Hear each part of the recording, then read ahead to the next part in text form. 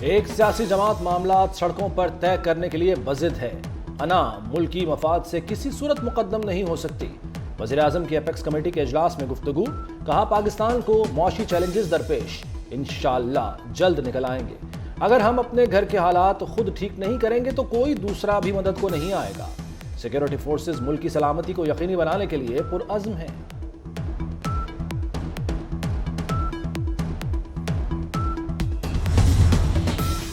वज़ीर आज़म की ज़ेर सदारत एपेक्स कमेटी इजलास में बड़े फैसले। सूबाई महकमों और नेक्टा की कोऑर्डिनेशन पर जोर दिया गया।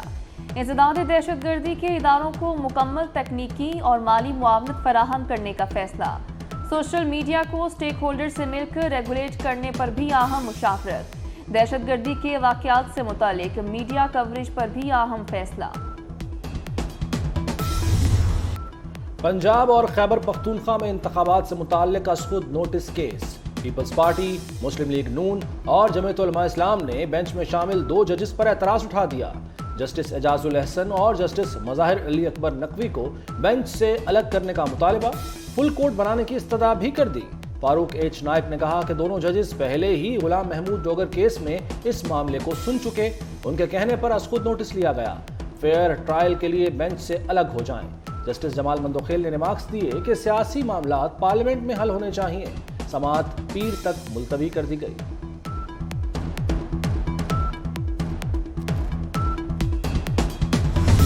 इस वक्त नजरें जो है सुप्रीम कोर्ट पे लगी हुई हैं पनामा केस में नवाज शरीफ के साथ क्या हुआ था। जनाब डिप्टी स्पीकर, नवाज शरीफ के साथ जो ज्यादती हुई, जिस तरह 4 साल के बाद PMLN की हुकूमत जो है वो फारिग की गई नवाज शरीफ की और उसको ताहयात जो है डिस्क्वालीफाई किया गया।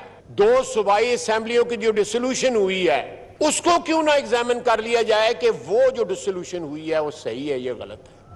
ख्वाजा आसिफ का इंतखाबात असखुद नोटिस केस पर फुल कोर्ट का मुतालबा। कहा फुल कोर्ट तश्कील देकर मामला पनामा लीक से देखा जाए। आइन को रीराइट करना अदलिया का काम नहीं। जब जजेस हमारी हदूद में दाखिल होंगे तो हम भी सवाल उठाएंगे। PTI पर भी खूब गर्जे बरसे। कहा जेल भरो तहरीक फ्लॉप हो गई, अब डूब मरो तहरीक चला दें। इमरान खान मुल्क पर अजाब बंद कर नासिल हुए। 6 माह में छतों के लेंटर खुल जाते हैं मगर इसका प्लस्तर नहीं खुला।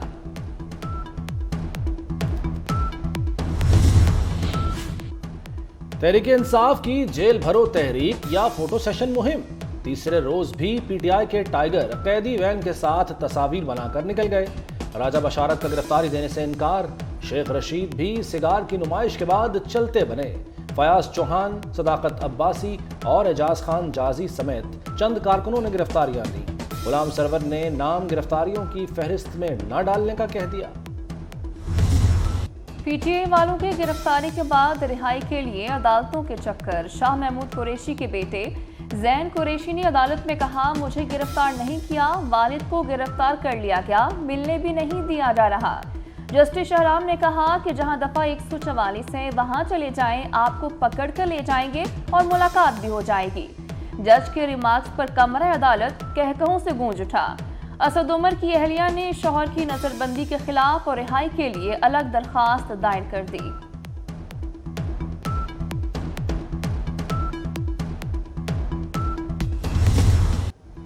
तहरीक इंसाफ के रहनुमा शाह महमूद कुरैशी 30 रोज के लिए नजरबंद। PTI के वाइस चेयरमैन अटक जेल में नजरबंद रहेंगे। डिप्टी कमिश्नर लाहौर की सिफारिश पर महकमा दाखिला पंजाब ने नोटिफिकेशन जारी कर दिया।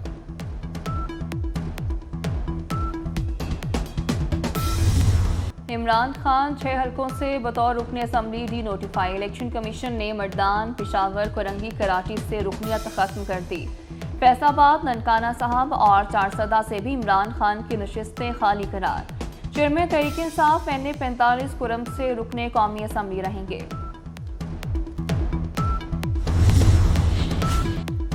इलेक्शन कमीशन ने कौमी असम्बली की 27 नशिस्तों पर ज़िमनी इंतखाबात रोक दिए। रावलपिंडी के 6 हलकों और फैसलाबाद, खुशाब, लाहौर के ज़िमनी इंतखाबात भी मुलतवी कर दिए गए।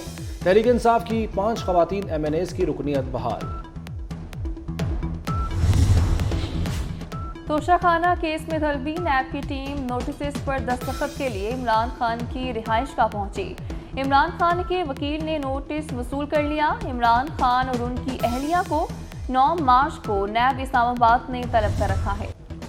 जब भी इलेक्शन होगा हम तैयार हैं, हम आए ही इसीलिए हैं। एहतजाज सबका हक है। PSL की सिक्योरिटी को हर सूरत यकीनी बनाया जाएगा।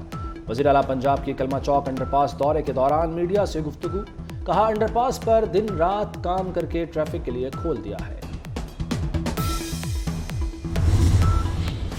पाकिस्तान की डोलती मईशत को सहारा मिलने की उम्मीद। चाइना डेवलपमेंट बैंक की जानिब से पाकिस्तान को $70 करोड़ मौसूल।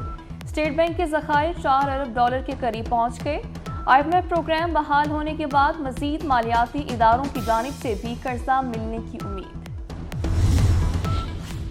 सिक्योरिटी फोर्सेस का आवारान में ऑपरेशन फायरिंग के तबादले में एक दहशतगर्द मारा गया।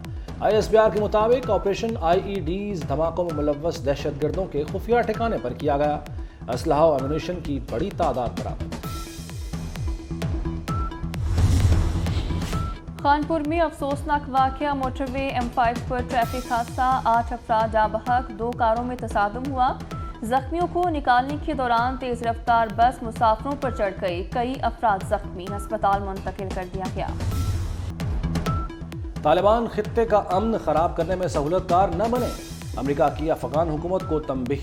तर्जुमान अमेरिकी स्टेट डिपार्टमेंट नेड प्राइस का कहना है कि तालिबान दुनिया से किए अपने वादों की पासदारी करें। दहशतगर्दी के खिलाफ अमेरिका और पाकिस्तान के मुश्तरका मफादात हैं। अमेरिका पाकिस्तान के साथ इक्तसादी और तिजारती ताल्लुकात को मिसाली बनाना चाहता है।